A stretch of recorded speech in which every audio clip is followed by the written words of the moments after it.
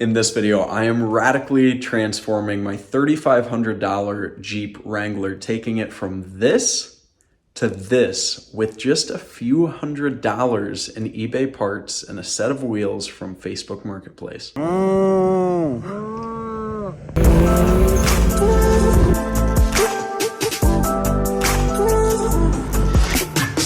Super quick, I want to recap this build for anybody who may be joining us here.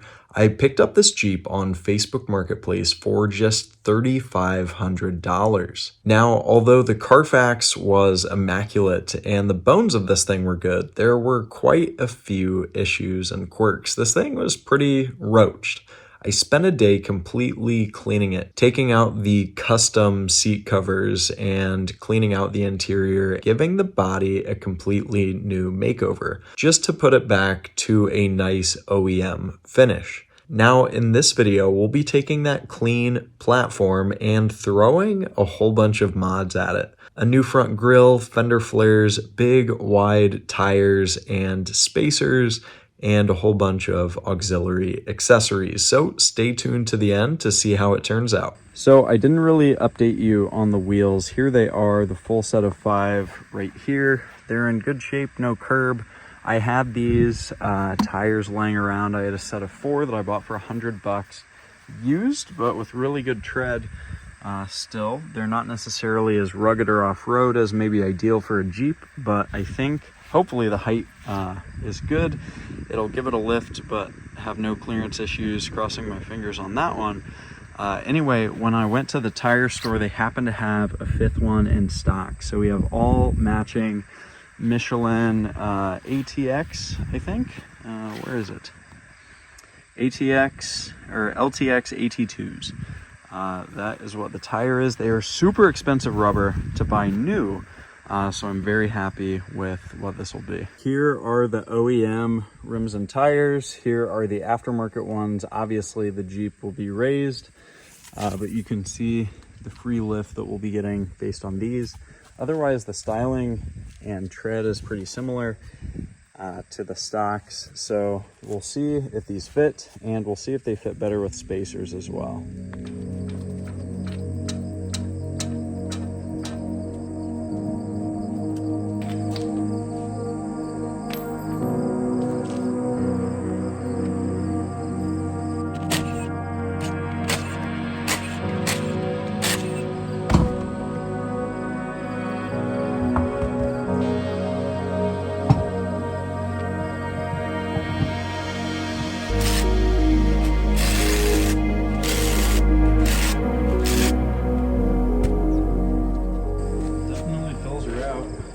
So we got the wheels on here. It definitely needs a lift, but this one is totally flush with the fender. This one, I threw the spacer on. You can see it sticks out. I'm not exactly sure what I want to do with this yet, but I do want to test drive and test fit to see if this side works, that one doesn't, or if these wheels are just not going to work. Firing it up for me.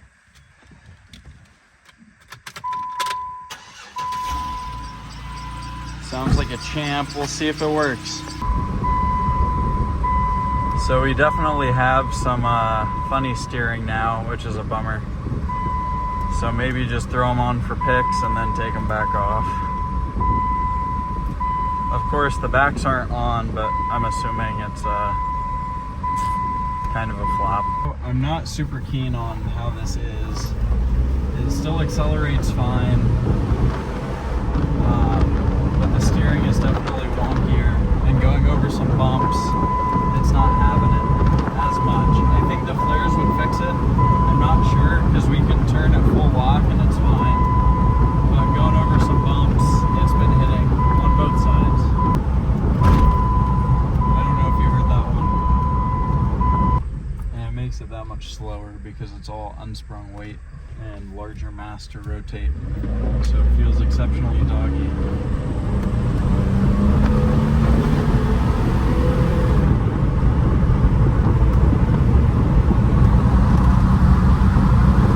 Something smells suboptimal. I don't know what it is.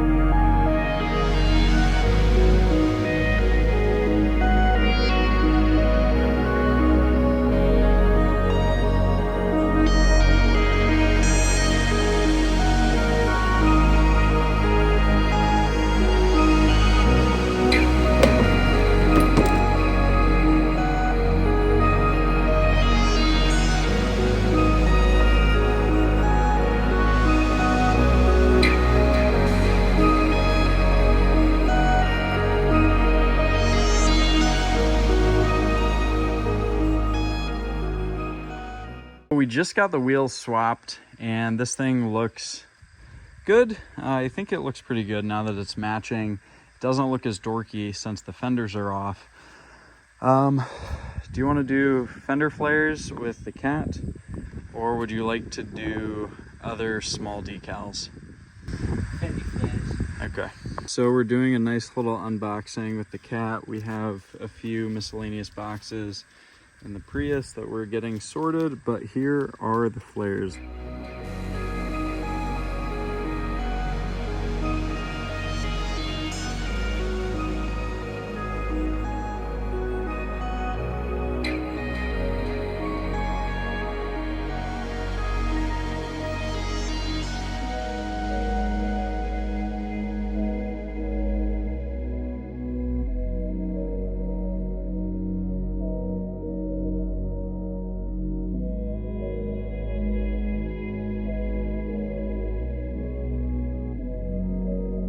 So we got the Rubicon on and we got the Jeep Wave on the mirror.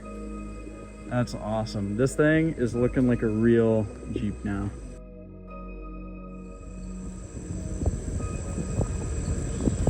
What?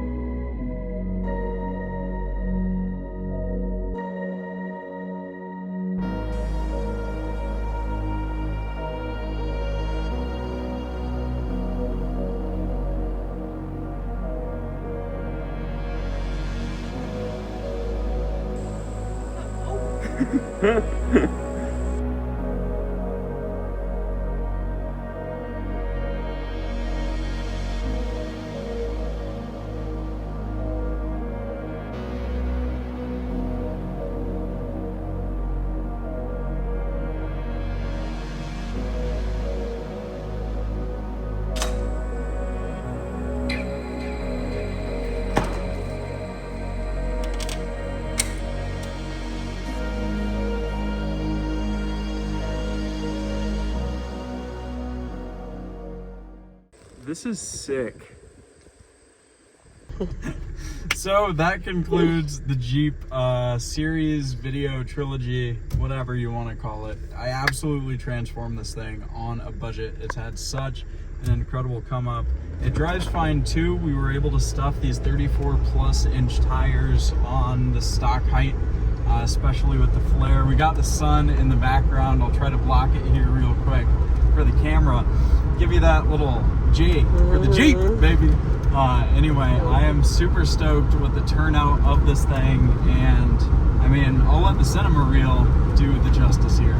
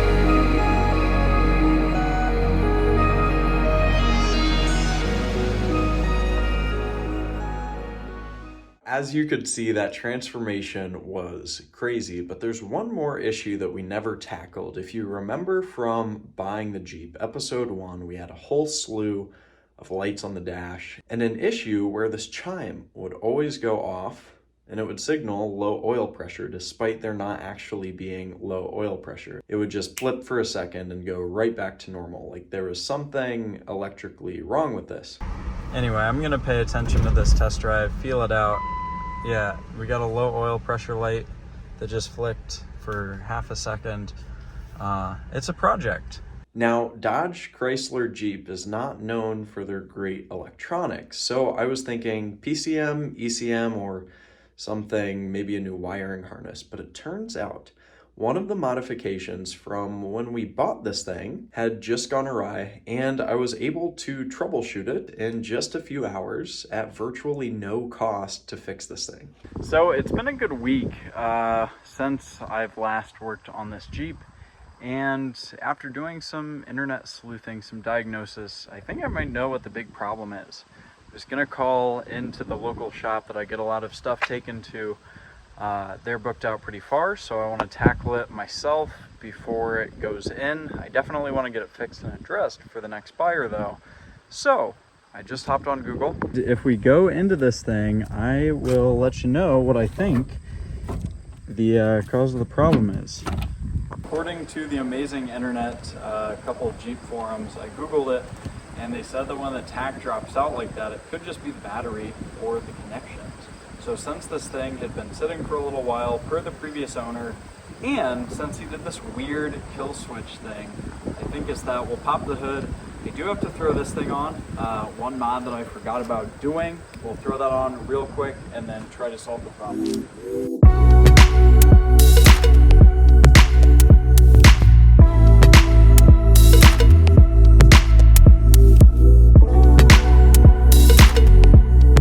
If we pop the engine bay, which I guess I don't think you've ever seen, we have clearly no leaks, which is awesome news. But this weird kill switch right here, that if you take this out, the Jeep won't start. And he said it was just like crimped on there to activate it, or to deactivate it, whatever. But I think it's a little rigged up. And then we have this for the winch. I haven't tested if it works. I should probably do that just so that I can confidently sell it. Anyway, let's get this off here.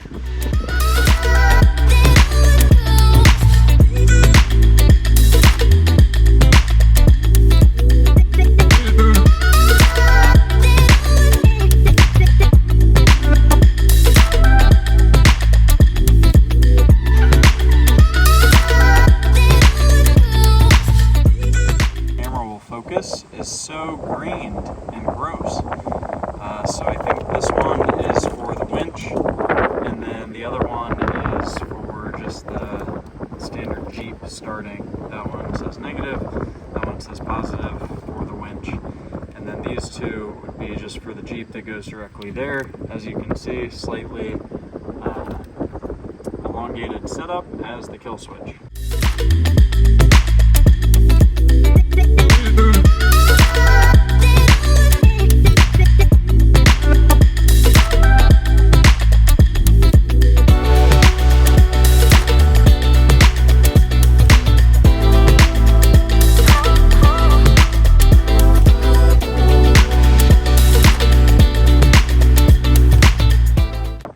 A good few minutes and a couple hand tools, I was able to get a spare used negative terminal end. It's very tight on both and not nearly as corroded. So we'll see if this fixes it. If it does, we'll be set. If not, we can do something with the positive as well. But I think, given how green, once I find it, this is, I wouldn't be shocked if this was our culprit. All right, moment of truth. Everything's coming on. Fire's right up. That's good. Everything still working. So that's all set. We'll go for a drive and see if these lights randomly come on. We are cruising now, going over bumps and doing all sorts of stuff, and I think we fixed the lights on the dash problem, which is super exciting. Normally, especially going all over the road like we are, just by nature of how the road is, the lights would have come on and flashed by now. So the fact that it hasn't, I think is a pretty good indicator that it's probably solved. What I thought could have originally been a whole PCM or ECM or big expensive issue ended up being $5. $5 fix on that. We are sitting so incredibly well in this Jeep. Normally I don't get this lucky with finding great deals on wheels and tires, and paint and all of the aftermarket stuff, it was like $100 for the flares and $100 for this and $5 to fix the big electrical issue that would have kept everyone from buying it. So the fact that it wasn't thousands for ECU and all the labor and retuning it, like I've been yapping my horn this whole time, and speak of the horn, but I've been yapping this whole time and the light hasn't come on.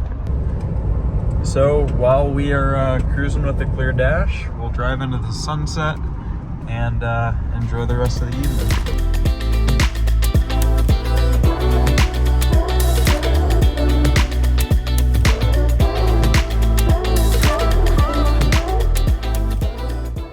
That wraps up fixing the Jeep entirely, cosmetically, mechanically, electronically, everything. This thing is solid and sorted, looking awesome.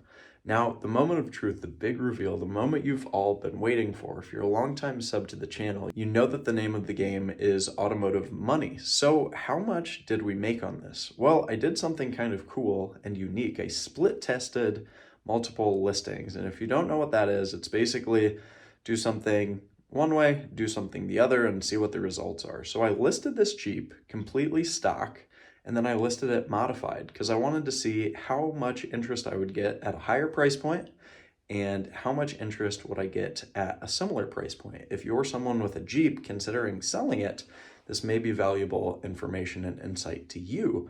But I received twice the amount of views and way more inquiries on the modified variant and version of the exact same Jeep. And after just a couple weeks, I sold this thing for $13,000. Pretty crazy considering we only paid $3,500 for it. So I made a massive gross profit, nearly 10 grand. And thanks to a number sheet right here, you can see a full cost breakdown, what we had on this thing, and our final net profit north of $8,000. Pretty spectacular considering it was only a couple days worth of work, and I got the satisfaction of turning this piece of junk looking Jeep into something awesome. I am so proud of how this thing turned out, and if you liked this video, if you like this series, if you like Jeeps in general, drop a like on this video, hit subscribe to stay up to date with other content, and most importantly, if you're interested in learning how to find deals just like these, I know this one is rare, learn strategic upgrades, modifications, renovations, what to do to increase the value of that vehicle and drive it for free or even profitably, in this case super profitably, then hit the link down below, check out automotivemoney.com, and I want to teach you everything that I know. With that in mind, I'll see you on the next one. Peace.